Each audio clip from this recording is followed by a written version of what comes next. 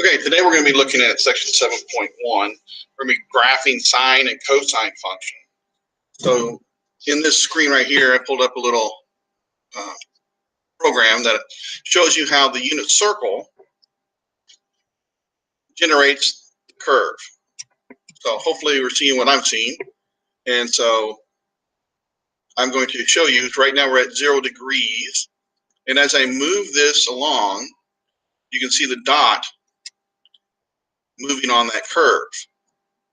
So this illustrates and shows you how the unit circle generates all of the points on a sine curve. As we move along, keep on going, we get the negative bottom part of it. Take a look at the angles on the unit circle in comparison. And so one time around the circle generates what we called from before the period, because after this point it's going to start repeating again. So it generates the one period of sine curve. So we're going to do this by hand, and I'm going to show you how to go about doing that.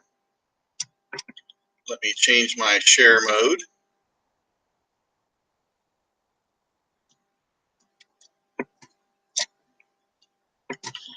And so let's graph this. Let me zoom back out close.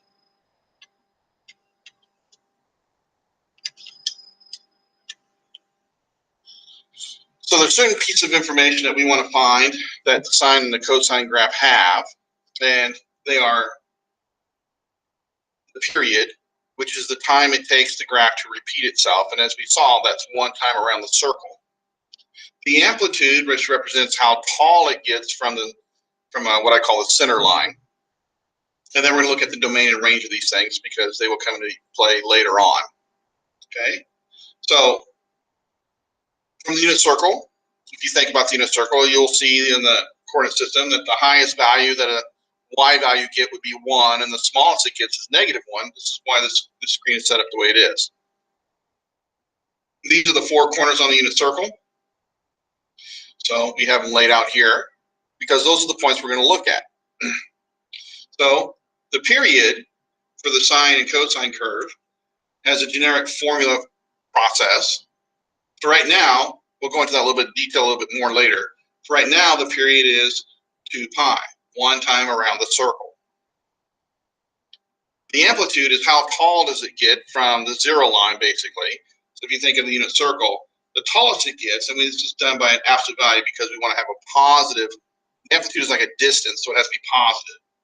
So it'll be the absolute value of 1, which is just 1. And then the domain and range we'll talk about after we get done drawing the picture. So from our unit circle, we go over to here, we plug in these values, or these angles, and find the y coordinate because y is associated with the sine function for each of these angles on the unit circle. So at 0, we know that the sine is 0. At pi over 2, it is 1. At pi, it is 0. At 3 pi over 2, we're at the bottom of the unit circle. We're at -1, and then back to 0. So these are the points that we're going to graph. Okay, we're going to plug these dots in here. So we have 0 at 0, pi over 2 is 1, then back to 0, then to -1, then back to 0. So if you look at this pattern, we want to extend that pattern backwards because when we graph trig functions, I am requiring you to graph me 2 complete periods. You can graph more, but you need to have a minimum of 2 complete periods, 2 times around the circle. So this represents 1 time around the circle. So if you look at this pattern, okay, it went from the middle to the high, middle to the low, back to the middle. So it's following the same pattern. So from this perspective, then this has to be a low. So middle, low, middle, high, middle, low, middle, high, back to middle. So this, you can also think about if you go around for negative angles on the unit circle. Now this is at the bottom of the unit circle, and this one is at the top of the unit circle. So when you draw these things, it's a nice smooth curve in between. What I usually do, knowing that's going to extend, I'm going to come through this point. I'm not going to aim for this dot. I'm going to aim for just to the side of that dot, And then when I get close to it, I'm going to start turning it, just like that. And usually I turn my paper to get the nice one here because I have to go from here through that dot and then aim for that spot right there. So I come around like this, I go through, aiming for that spot, and then turn it again. And then just keep repeating this process until you've drawn this entire curve.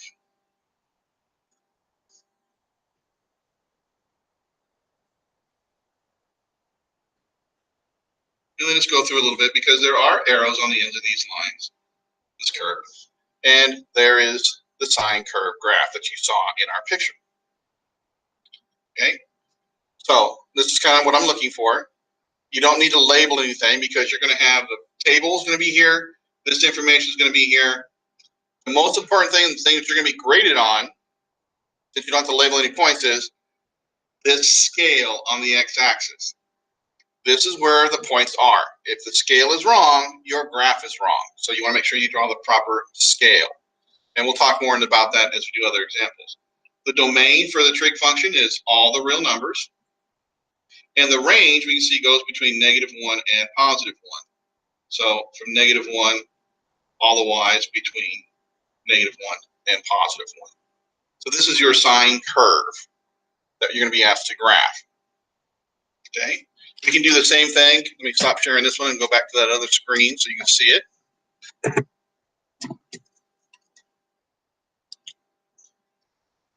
And let me share this one.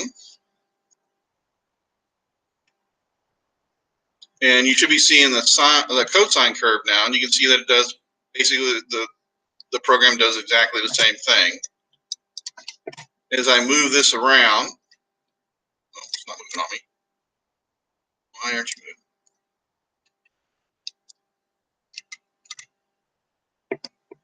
Well, for some reason I have a glitch in this one. So let's just go ahead and exit out of this one.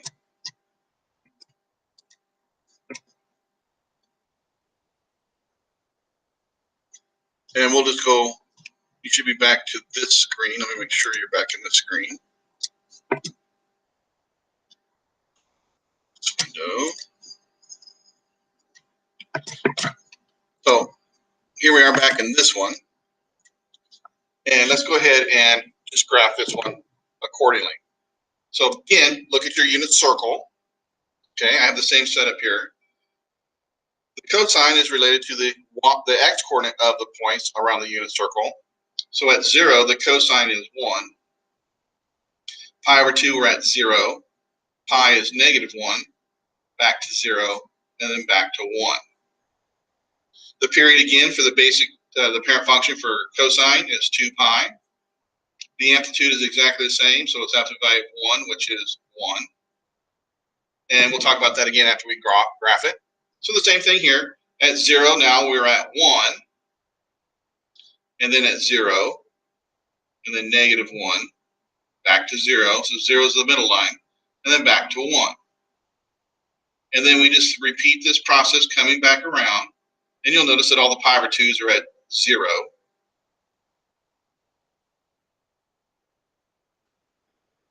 And so we have the same little shape going on. And so we draw it again.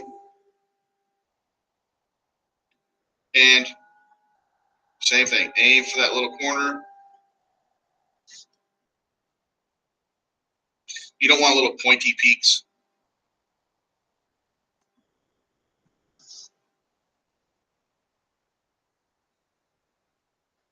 Little arrows on the ends because they do continue. Okay. So there is your cosine curve. Again, the scale on the x-axis is the most important part. This is where all your points are going to be given to you. The domain, again, is all the real numbers, and the range is the same as it was for the sine curve. All the y's between -1 and 1. So these are your two basic parent functions, sine and cosine. Okay? And so we're going to be graphing these. So we want to make sure we understand the parent function because we're going to use the parent function to help us graph all the ones we're going to be asked to graph. Okay? So let me go ahead and flip over to this thing so you can get this picture here so you can see what I'm referring to. So here is our two graphs that we've drawn. Just put them out here for you again. Okay, because now we're going to look at the transformational aspect of things. So I use the sine curve here to give the generic. All the trig functions follow the same kind of format that you're going to be dealing with. Here you have A, you have B, C, and D.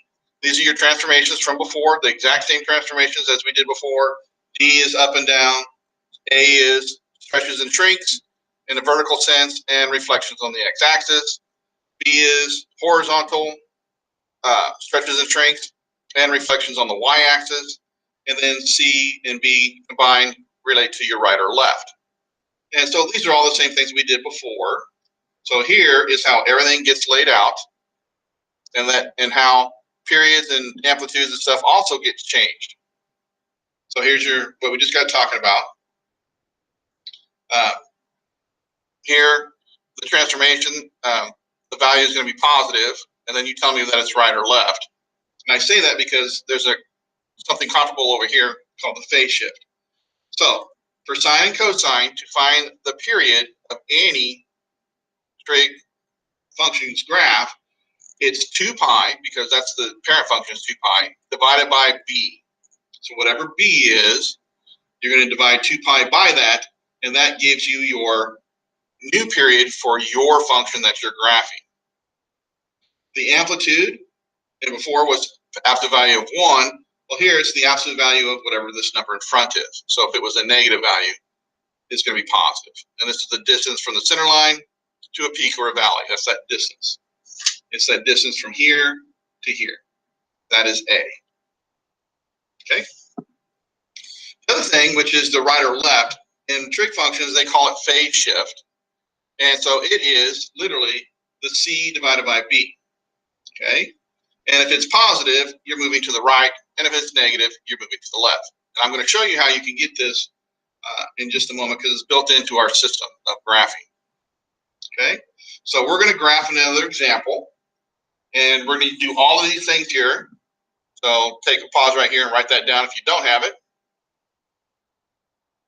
And then we're going to go over here and graph a new function. So let me lay this out for you, and then we'll get it set up. We're going to graph that one right there. Okay. We're going to list the transformations. We're going to identify the key characteristics of this graph. And you always do this if it has these things. We're going to make our table and show you how to do that. And then we're going to draw the picture, the graph of it. Okay. So the transformations, we should already know how to do this. Just make your list of all the different transformations that are occurring. So this number right here is 1/2. So I have a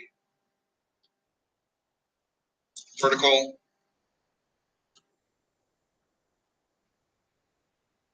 shrink by 1/2.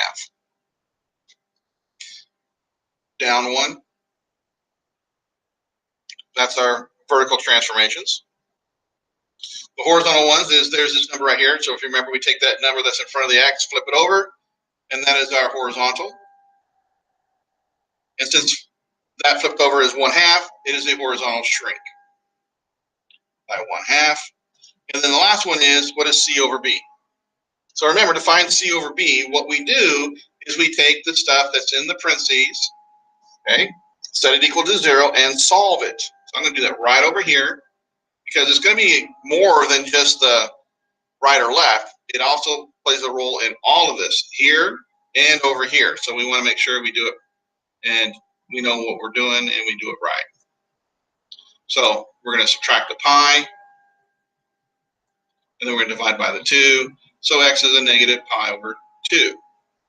So because it's negative, we have pi over 2 to the left. Now let me show you where else it goes. That number right there also goes to the phase shift, but you don't have to tell me right or left because it's built in. You just simply write negative pi over 2. So that's the phase shift. So the phase shift kind of tells you the same thing as the right or left, just without saying right or left, because you have a negative sign in front of it. But also, it has another role, and that number will become the first number in your table. Okay? So that's why this is very important. That's why I've always taught it to you guys. This is your left or right. it is also going to be it's called your phase shift, and it's also going to be the first number in the x-coordinate of your table. Very, very important. Okay. So what about the period? Period was 2 pi over b. I recommend that you write it like that every time. And then I just draw a little arrow and put 2 pi over 2, which is pi. So my period is going to be pi. That means I'm going to complete one complete circuit in the distance of pi. The amplitude is the absolute value of the number in front of a, so the absolute value of 1/2, which is 1/2, which means the scale here is they're going to be drawn, we don't go up to 1, we go up to 1/2, kind of thing, based after we do all the transformation stuff. All right, but all this stuff is going to get built in. Here we go. Here's what we do next, and I'm going to show you the steps that I'm going to follow.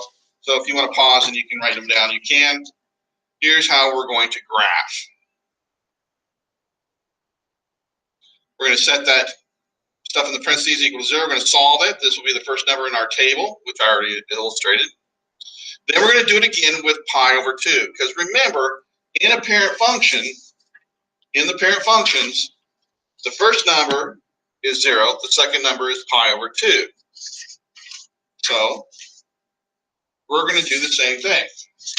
When we set it equal to 0 here, we were saying what makes it 0, which was the first number in the table. So now we're going to set it equal to pi over 2 to see what's the second number in the table going to be. So what is 2x plus pi equal to pi over 2? And you solve this. So subtract the pi again. So now you're going to get 2x equals a negative pi over 2, because this is going to be minus 1. So 1/2 minus 1 is minus 1/2. Then we're going to divide by 2. And so x is going to be a negative pi over 4, which means this number is now a negative pi over 4. And you can keep doing this process over and over again until you found all of those numbers. But I'm going to show you an easier way to do it in just a second here. Okay, so now we've done this one, we've done this one. Now find the difference between the first two terms you just did. This is the same for the rest of the table because they are all equally spaced. So that's what we're going to do. What is that distance right there? Okay, so from a negative 1/2 to a negative 1/4, that is a distance of plus pi over 4. So you add a pi over 4 to this, you get this, which means that's what you do for the rest of the table. A negative pi over 4 plus pi over 4 is 0. Then add another pi over 4. Then add another pi over 4. And then you just keep on going and keep on going. These numbers here, when you plug them in, are going to produce these numbers right here in the parentheses. That's why we have chosen them. I know the sine of all these angles. They're nice numbers right here. So when I plug these numbers into here, it produces each of these numbers on top so that I can take the sine of it. So it goes a lot faster. You can plug in any numbers you want, but it just takes a lot more time to do it. It's easier just to take the moment to do this thing. After we do all that, we're going to complete the table. Your axes must be labeled because that's how it's going to be done. And you want to make sure that you identify the period, the amplitude, and the phase shift if it has these. And this just tells me that these points correspond to the table that I just talked about. So let's show you what I'm talking about here. If I plug in negative pi over 2 into here, this right here will produce a negative pi. And negative pi plus pi is 0. See, so we get that 0. That's what we said it was. What do I need to plug in to get 0? Well, negative pi over 2. So if I plug that in, I get 0. The sine of 0 is 0. Now that's 0 times a half is still 0. So this is negative 1. When I plug in this number into here, I'm going to get pi over 2.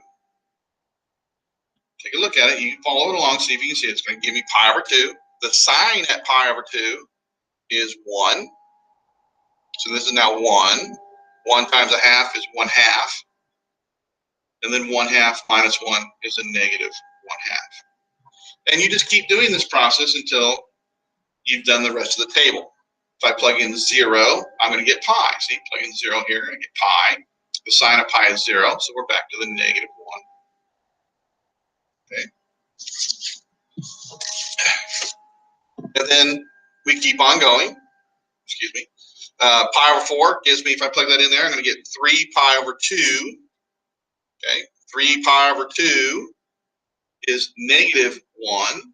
The sine of 3 pi over 2 is negative 1. Times that is negative a half. So it's going to be a negative 3 over 2. And then we're going to be back to the middle. See, the middle is now at minus 1, so you went down 1. So the middle of the sine curve was at 0. Now it's going to be at negative 1. So I know this is going to be a negative 1 because you get 2 pi up in here. And so this allows me to see my y scale that I can then put onto here appropriately, and my x scale that I need to put in here, and find out where this is. What am I going by? I'm going by pi over 4. This is important because this right here is the scale you need to follow.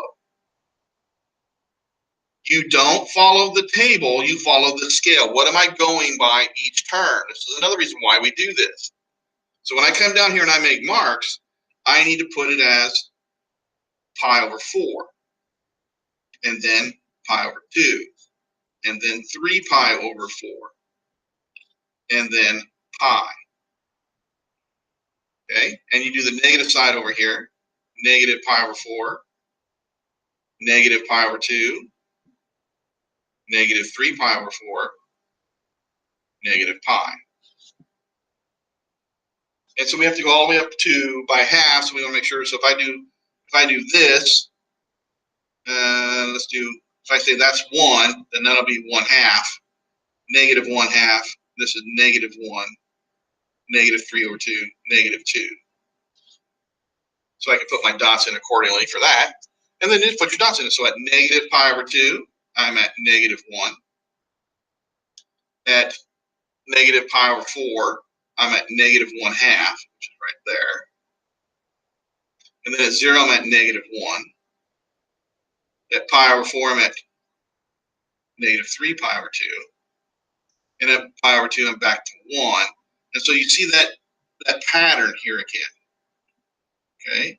Negative 1 is the middle line. So if I'm here at the middle line, the next point up will be here. And then back down to the middle line. You have to follow the pattern. So this one has to be down here. Right? And then back up here to the middle line. So you have to have that up and down motion. And you got to make sure you balance it all out. So then once you have that, you can draw your curve.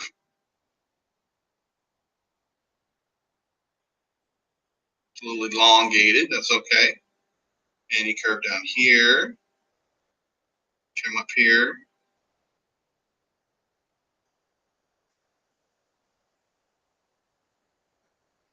Okay, make sure it's balanced. You don't see any kind of weird designs. It's not squished somewhere. Everything's equally spaced. It has to be a nice, smooth, evenly curved. And when you have that, this graph is done.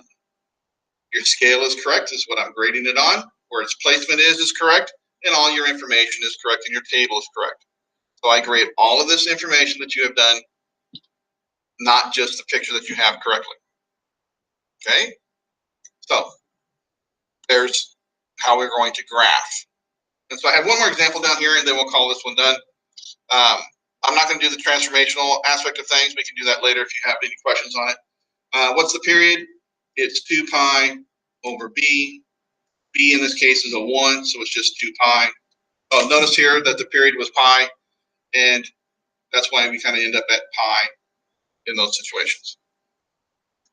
Amplitude, there's a negative 1 out front, so it's the absolute value of negative 1, which is 1. And the phase shift, again, we go off to the side. X plus pi over 4 equals 0. So x equals negative pi over 4. That's my phase shift, negative pi over 4. It's also the first number in my table. And then I do what? I do it again, but with pi over 2. And then this needs to equal pi over 2. Subtract that, and I get, this is 2 over 4 minus 1 over 4 gives me pi over 4. And that's the second number in my table. Okay? And then our goal here is that we need to figure out what is that spacing. So I'm going from a negative 1/2 to a positive, I'm sorry, negative 1/4 to a positive 1/4. And so that is a distance of pi over 2, 2/4. So you're adding 2/4 each and every time. Okay, so add a 2/4 each and every time. So 1/4 plus 2/4 is 3/4. 3/4 plus 2/4 is 5/4. And 5/4 plus 2 is 7/4. And that's how you generate the numbers in the table. Okay, my scale is going to be pi over 2, but I'm also going by, I got to go to the fourths. Okay, so again, you can see that since this is a fourth, I'm going to go by fourths. Okay, here I had 2s and 4s, so I went by fourths because the scale was fourths. Here the scale was on half, but the points are on the fourths, so again, you're going by fourths. So you got to make sure you do the right scaling. And we got quite a few skip numbers here. We got to go pretty far. Okay, so I have to go 2 pi for a fourth. So that means I do 8 marks on this thing. So think about what you're going to do when you do it. I'm not going to be able to get 8 going by 2, so I'm going to have to go really small scaling here. There's pi over 4. This is pi over 2. This will be 3 pi over 4. 4 over 4. 5 pi over 4. 6. Here's 7 pi over 4. 8. Here's 9 pi over 4. Okay. These are the numbers in my table, so I want to make sure I mark those, but I also have to make sure that the scale is proper. You do the exact same scale in this direction. This is negative pi over 4, negative pi over 2, negative 3 pi over 4, negative 5 pi over 4, negative 7 pi over 4, negative 9 pi over 4. Why would I go out to negative 9 pi over 4? The current cosine curve, the parent one, is from negative 2 pi to 2 pi. Well, that by force would be 8 over 4. And we shifted this entire graph backwards pi over 4. So this point is going to end here, and this one's going to extend to here. So I need to make sure I go to not back one from this normal parent function thing. Okay, and then we're going to figure out our scale here for the y. So if I plug this in, I'm going to get 0. The cosine at 0 is 1. That makes it negative 1. So negative 1 plus 1 is 0. If I plug this in, I get pi over 2, which is 0. If I plug this in, I'm going to get pi. Cosine at pi is negative 1/2 plus a negative, so negative 1 is 1. So this will give me a 2. And so that kind of establishes the 3 points, 1 being in the middle because we moved it up. And so I know the next one's going to be a 1 by pattern. And because that's at 3 pi over 2, which is 0, so that's back to 1. And then I'll come back down to 0 again. Okay. So with this, I can put my dots and then finish my graph out. The scales looks like I got to go up to 2. So here's 1, here's 2, here's negative 1, just to keep it balanced. So at negative pi over 4, I'm at 0. At pi over 4, I'm at 1. 3 pi over 4, I'm at 2. 5 pi over 4, I'm at 1. And then 7 pi over 4, I'm back to 0. Okay. And then if I did this one, I'd be back to 1. I'll save that one for a little bit later. Let's go to this one. Puts us back up to 1, then up to 2, then back to 1, and then back down to 0. Okay. And what you do when you graph this thing,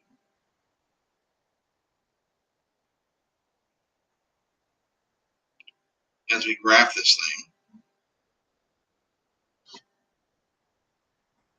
you will notice a certain shape is emerging.